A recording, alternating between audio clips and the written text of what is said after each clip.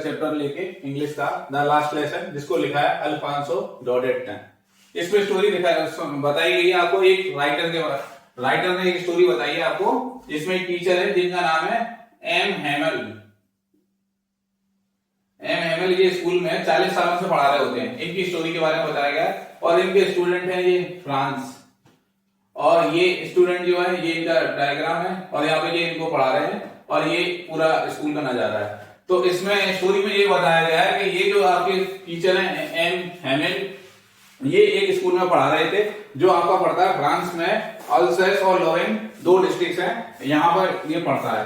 तो जब पर्सिया से लड़ाई होने के बाद पर्सिया के कब्जे में आ गया, उसके बाद स्कूल में एक दिन फरमान आता है, मतलब वहां से बर्लिन से इनको एक लेटर के फॉर्म में एक फरमान आता है। उसमें इनको बोला जाता है कि अब कल से यहाँ पर स्कूल में अब जो भी स्टाफ है, जो टीचर है, उनको जाना होगा और नया पूरा स्टाफ आएगा जो जर्मन लैंग्वेज पढ़ाएगा यहाँ पर। इससे फैसले से नाराज होने के बाद एम हेमल जो है अपने क्लास में पढ़ाने के लिए जाते हैं और वहां पर बच्चों को संबोधित करते हुए कहते हैं कि ये बच्चों, ये तुम्हारे लिए आज जो मैं जो बता रहा हूँ ये लास्ट लेसन है। और इसी बीच में इनका एक स्टूडेंट है, ये इसका नाम है फ्रेंच। ये फ्रेंच जो है इसका पढ़ाई में ज्यादा मन नहीं लगा करता था और ये इसको उस लैंग्वेज को पढ़ने में भी ज्यादा इंटरेस्ट नहीं था जो इन्हें फ्रेंच भाषा सिखाई जाती थी। बट जब उस दिन जैसे ही फरमान आता है, फरमान आने के बाद क्या हुआ कि जो ऑर्डर आता है तो एकदम से स्कूल में शांति छा जाती है। क्लास में सब लोग एकदम शांत पिंड ऑफ साइलेंस की तरह बैठते हैं और टीचर ये जो होते हैं, ये क्या है, जो ड्रेस संडे वाले दिन या किसी ऑफिसर में पहनी जाती थी वो ड्रेस उस दिन पहन के आते हैं स्कूल में पढ़ाने के लिए। और इनकी आखिरी क्लास का आनंद लेने के लिए इनके जो यहाँ पे जो बच्चे पढ़ने आते हैं, उनके गांव के मेयर, उनके मम्मी पापा और डाकिया और आसपास के जितने भी परिवार के लोग थे, वो सब लोग इसमें शामिल होने जाते हैं इनकी क्लास में। तो इनको ट्रिब्यूट देने के लिए कि ये आखिरी क्लास है और ये टीचर जो है ये पिछले 40 सालों से इस स्कूल में पढ़ा रहे थे और इनका वहां पर रहने के लिए निवास भी बना हुआ था, मतलब घर था। और घर के बाहर एक पेड़ लगा हुआ था, एक बेल लगी हुई थी। और उसमें क्या है, ये टीचर कभी कभी क्लास लेने का मन नहीं हुआ करता था तो ये क्या है, उसमें ये बच्चों को भी कभी कभी उसमें पेड़ पौधों में पानी लगाने के लिए भेज दिया करते थे।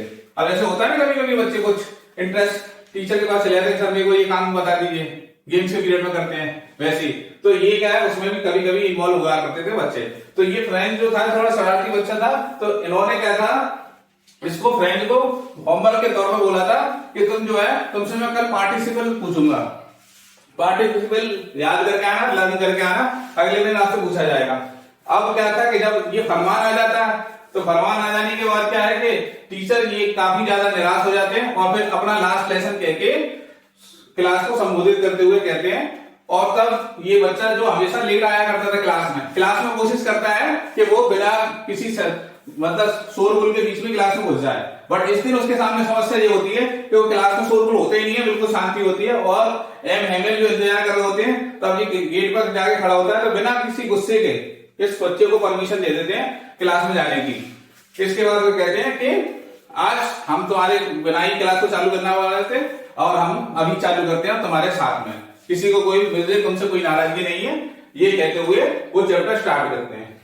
अब इसमें यही स्टोरी बताई गई है। फिर बाद में ये स्टोरी बताते हैं कि आपको सबसे ज्यादा जरूरी चीज क्या है आपके लिए किसी कंट्री में लोगों को बीच में जोड़ने के लिए, वो है लैंग्वेज। और फिर अपनी फ्रेंच भाषा की तारीफ करते हुए ये कहते हैं कि फ्रेंच सबसे ज्यादा सुंदर भाषा है, most beautiful language in the world, और सबसे ज्यादा क्लियर और लॉजिकल लैंग्वेज है। ये ऐसा संबोधित करते हैं क्लास में बताते हुए स्टूडेंट्स को। और उसके बाद आखिरी में ये भी बताने की कोशिश करते हैं कि अगर कोई भी देश कितना भी गुलाम क्यों ना हो जाए, वो उसके लोग कभी भी गुलाम नहीं हो सकते जब तक उनके पास अपनी खुद की लैंग्वेज है। और लैंग्वेज क्या है, लोगों को कनेक्ट करने का काम करती है। और अगर आप गुलाम हो भी जाते हैं तो ये लैंग्वेज आपको वहां से गुलामी से एंड स्लेवरी से बाहर निकालने की है, एक चाबी है, ये बताने की कोशिश की। और आखिरी में ये एक शब्द लिखते हैं कि विवले दी फ्रांस, ये शब्द लिखते हैं कि फ्रांस जिंदा रहे। और ये लिख के अपने भाषा का संबोधन खत्म करते हैं और स्पीच को एंड करके कहते हैं आप जा सकते हैं, आपकी क्लास खत्म हुई। अब इससे रिलेटेड कुछ क्वेश्चन आपसे पूछे जाते हैं।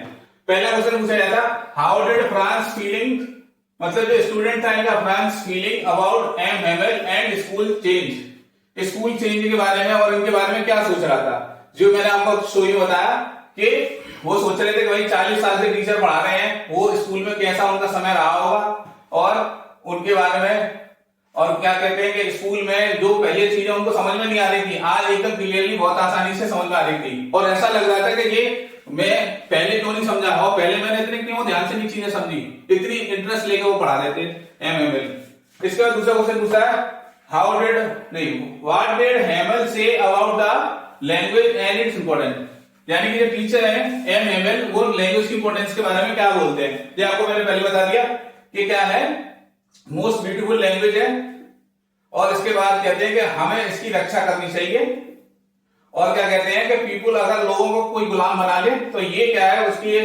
देश के उनको जेल से बाहर निकालने की चाबी की तरह वर्क करती है। What is the reason that made M. Havel declare that the lesson which he was going to teach on that fateful day was to be the last lesson? Fateful day मतलब वो आखिरी दिन जो था, जिस दिन विदाई समारोह था, इसके बारे में क्या बताया, उन्होंने क्या कारण बताया। He told his students that it is his last lesson to be given, यानी कि उन्होंने स्टूडेंट को बताया ये उनका आखिरी लेसन है जो इसको पढ़ाना है स्कूल में, उसके बाद नए टीचर आएंगे और नई कॉपियां लेके आएंगे। An order that came from Berlin to teach only German in the school of Alsace and Lorraine, ये जो डिस्ट्रिक्ट थे यहाँ पे बर्लिन से ऑर्डर आ चुका था, जो होना था यहाँ पे पढ़ाई जाने थे। Students parents were not anxious to make them learn French, और जाहिर सी बात थी कि वो इतने सारे लोग इकट्ठा हुए थे उनको समझाने के, उनको ट्रिब्यूट देने के लिए, वो कोई भी ये नहीं चाहता था कि हम अब जर्मन लैंग्वेज को पढ़ें। ये स्टोरी है और इससे रिलेटेड ये क्वेश्चन पूछे जाते हैं, और ये बहुत ही सिंपल चैप्टर है। आई होप आपको समझ में आया होगा। अगर आपको बात समझ में आती है तो चैनल को सब्सक्राइब करें, आगे बढ़ाएं। Thank you.